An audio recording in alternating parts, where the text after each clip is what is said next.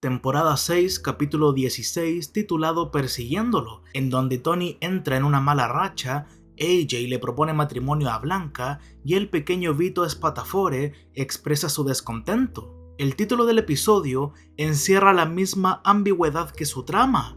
Melfi le pregunta a Tony qué persigue, el dinero o la adrenalina de ganar, tal vez ambas cosas, pero también podría estar persiguiendo el favor del universo, un sentido de propósito o incluso castigo.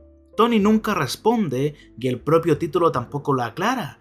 No sabemos con certeza qué es lo que realmente está persiguiendo. Esa indefinición refuerza la incertidumbre central del episodio y la sensación de vacío que domina todo el capítulo. Antes de empezar con el sobreanálisis, les dejaré por aquí arriba la lista de reproducción de los análisis de temporadas anteriores. Para muchos, el episodio fue un fiasco. El estilo visual con cámara en mano resultó extraño. La repentina adicción al juego de Tony poco creíble y la trama de Vito parecía restar peso a conflictos más urgentes en el tramo final de la serie. De esas críticas, la más sólida es la visual. Tim Van Patten, habitual director de la serie, recurrió a planos cortos y nerviosos que parecían más propios del cine verité que de Los Soprano. Aún así, Van Patten ya había definido ese recurso porque, según él, ofrecía una experiencia directa que facilitaba la empatía con los personajes. El arco de Tony con el juego es más discutible. El episodio abre con la ruleta girando, anticipando la mala suerte, pero cuesta creer que Tony caiga tan de golpe en la ludopatía. Si hubo un antecedente cuando pidió un préstamo de $200,000 a Hesh, pero parecía insuficiente para sostener toda una trama. Sin embargo, se entiende que no se trata tanto de la adicción al juego, sino de algo más oscuro que ocurre en el interior de Tony. Se comporta como un hombre que no es feliz siendo jefe de la mafia, ni siquiera mafioso y que quiere salir. Como sabe que no puede hacerlo, expresa ese deseo de manera subconsciente, diciendo y haciendo cosas que desestabilizan la vida que siempre ha conocido. Por eso podemos ver la adicción al juego de Tony, aunque parezca surgir de la nada y lo consuma por completo, como algo más profundo que un simple recurso dramático pasajero típico de la televisión. Cuando un personaje está bien construido, los detalles de su compulsión autodestructiva no importan tanto. Lo importante es que tengan sentido con lo que sabemos de él y que aparezcan en un momento crítico de la historia. Tony y Hesh han sido amigos de toda la vida, pero ahora resentimientos y prejuicios largamente contenidos empiezan a salir a flote en su relación al haber asumido los papeles de deudor y acreedor. Tony insiste en pagar intereses por el préstamo, pero junto con el dinero le lanza comentarios antisemitas a Hesh. Está claro que Tony siente cierto resentimiento hacia Hesh, y este último encaja con entereza esas palabras desagradables, pero sabemos que no debe serle fácil. Recordemos lo cerca que estuvo de liarse a golpes con Reuben cuando sospechó que el cubano albergaba sentimientos antisemitas en el episodio 3 de la temporada 4. Tony también siente rabia hacia su esposa, después de que ella le niega parte de las ganancias de su casa especulativa para una apuesta de fútbol. Estalla contra ella por no financiar lo que él llama una apuesta segura, una jugada a favor de los Jets. Enojado por la sugerencia de Carmela de que debería haber hecho la apuesta con su dinero en lugar de pedir el de ella, Tony le recuerda que en una ocasión ella tomó a escondidas su dinero. Como se ha dicho antes, Tony está en una mala racha, pierde dinero en apuestas deportivas, en las carreras de caballos y en el casino. Hesh empieza a sospechar que una forma en que Tony podría recuperar algo de esas pérdidas sería quitándolo de en medio, así que se siente amenazado cuando Tony aparece en su casa acompañado por Bobby. Sin embargo, Tony solo le paga los intereses y hasta lo invita a un show de barcos. La invitación genera tensión porque todos recordamos lo que pasó con Pussy en un bote o el susto reciente de Paulie. Luego, descubrimos que la invitación era real y que Tony simplemente quería cumplir con Hesh en persona. Bobby le sugiere a Tony que no pague y mande a Hesh al carajo con sus $200,000, pero Tony se niega. Sabe que un jefe que no paga sus deudas pierde respeto y no quiere convertirse en un jugador degenerado, una frase que aprendió de su padre. Pero lo cierto es que Tony sí se está degenerando, no solo por su adicción al juego, sino en algo peor, un hombre cada vez más monstruoso, que va perdiendo la poca humanidad que le quedaba. No olvidemos que ya había pensado en matar a Bobby y a Paulie antes en esta misma temporada, así que matar a Hersh no parecía tan imposible. Cuando Carlo comenta que nadie notaría si Tony deja de pagarle a Hersh, Tony reacciona con furia, no tanto por la baja recaudación de Carlo, sino porque esa idea lo tienta y lo atormenta. Sabe que podría hacerlo, pero también sería perder el último rastro de honor que intenta conservar. Y hay otro detalle, Hersh era uno de los hombres de confianza de Johnny Boy Soprano, el padre de Tony, que despreciaba a los jugadores empedernidos. Tal vez Tony siente que quedar mal con Hersh equivale a quedar mal con su padre. Si fuera así, matarlo sería una forma inconsciente de escapar de esa sombra. Por otro lado, puede que Tony haga estas apuestas precisamente para rebelarse contra la aversión de su padre al riesgo. Recordemos que Johnny Boy dejó pasar una gran oportunidad de mudarse a Nevada y hacerse millonario con un club, prefiriendo quedarse en Nueva Jersey. Quizá Tony arrastra resentimiento hacia esa decisión y lo proyecta en Hersh. En cualquier caso, si Hersh estaba en peligro real, nunca lo sabremos. La muerte de su pareja, Renata, cambia todo. Tony aparece en su casa conmovido, le da el pésame y le entrega el dinero completo, los $200,000 en una bolsa de papel. Eso demuestra que en el fondo, conseguir el dinero no era tan difícil. Tony pudo pagarle a Hersh mucho antes y no lo hizo. No sabemos si quería estafarlo o incluso matarlo, o estaba guardando efectivo porque creía que algo saldría mal. El episodio previo lo ilumina. En ¿Recuerdas cuándo? Le dice a Benzi que siente que su buena racha terminó y que lo próximo será un golpe fuerte, casi seguro, aunque no sabe de qué se trata. Esto es una forma de mostrar su paranoia y la nube oscura que lo persigue, y apenas lo exoneran de Willie Overalls, se preguntaba qué seguía después, en vez de sentir alivio. Lo de Tony no es tanto adicción ni urgencia por liquidez. Cuando debe saltar los $200,000, puede entregarlos en una bolsa. Lo que persigue volver a caerle bien al universo, subirse otra vez al tren de la racha interminable. Ya en la recta final de la serie, todo huele a fatalidad. Tony vive su mala racha como parte de un patrón, ya sea karma, destino o algo grande que lo acecha, y Carmela lo siente. Le dice que Tony anda por la vida como si no se diera cuenta que hay un piano gigante colgando sobre su cabeza. Tony presume que en el gran panorama está muy arriba por sobrevivir a un disparo, pero sabe que no merecía sobrevivir. En Mayhem, eligió regresar como Tony Soprano y no reinventarse como Kevin Finnerty. Renunció a una posible redención y hoy actúa como un hombre sin redención, asume riesgos inútiles o incluso contempla dañar a los suyos. Todos, él incluido, tendemos a buscar el destino que creemos merecer, y eso tiñe nuestros actos. Hay un pequeño paralelo con O.J. Simpson que refuerza la idea. Tras su absolución, O.J. Simpson fue detenido en 2007 por un robo armado absurdo en Las Vegas. O.J. Made in America retrata su caída hacia la decadencia. Se rodeó de matones y cortó lazos respetables. Un reportero resume que iba hacia abajo sin interés en ponerse a salvo, hacia la decadencia. Quizá fue solo un golpe que se desmadró, pero también puede verse como culpa buscando castigo. Un año antes, publicó el pseudo confesional If I Did It.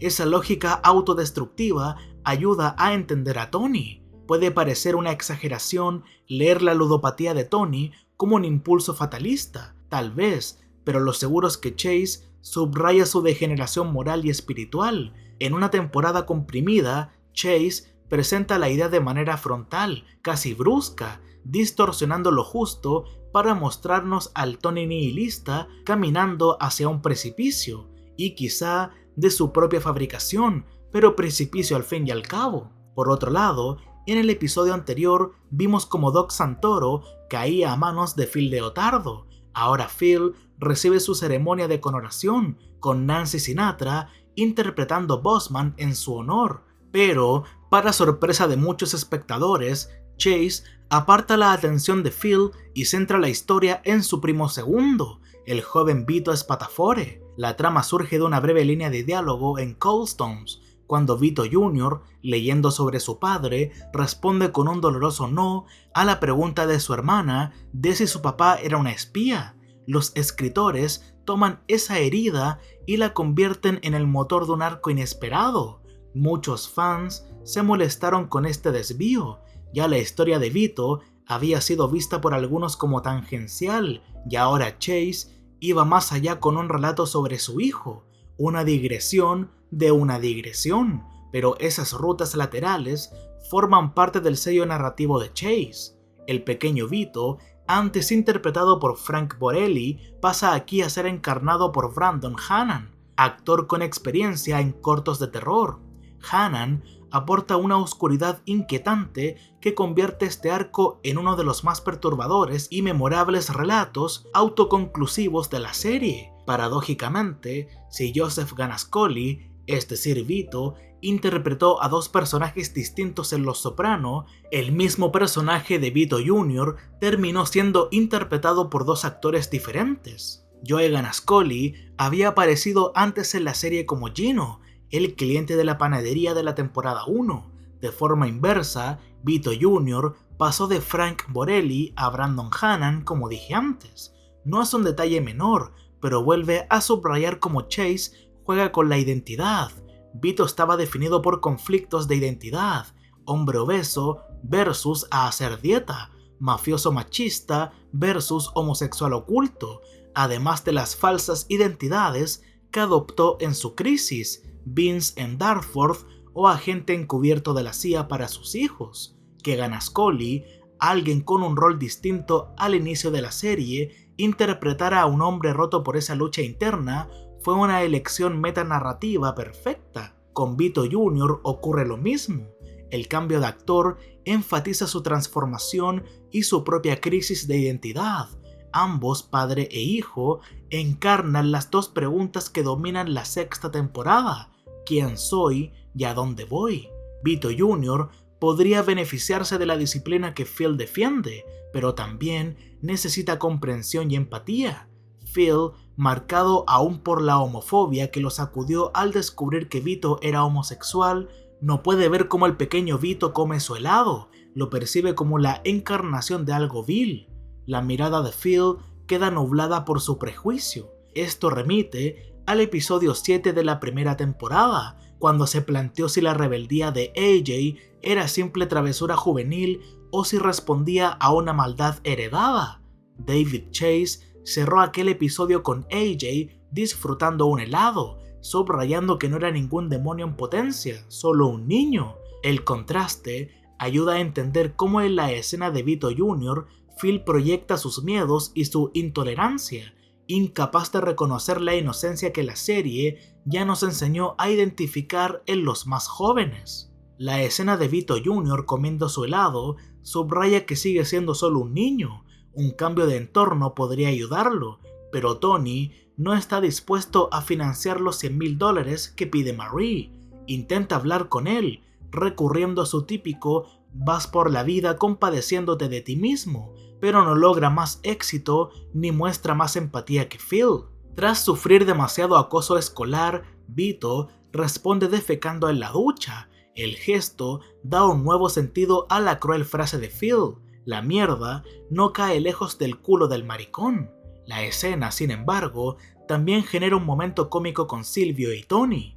Quizá Tony habría pagado la mudanza si su apuesta de $100,000 de los Eagles hubiera resultado, pero la derrota lo lleva a excusarse con un cliché: no hay solución geográfica para un problema emocional. En su lugar, acuerdan enviar al chico a un campamento de disciplina.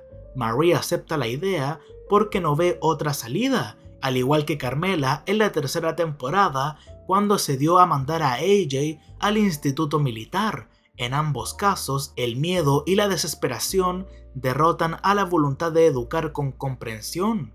La historia de Vito Jr. es autoconclusiva, pues nunca sabremos más de él. Sin embargo, el conflicto central, como rescatar a un joven en crisis, va a reaparecer de inmediato en el arco de AJ, que hasta ahora parecía estable, pero está a punto de derrumbarse. Durante toda la segunda parte de la temporada 6, había señales de que Blanca no estaba convencida con AJ.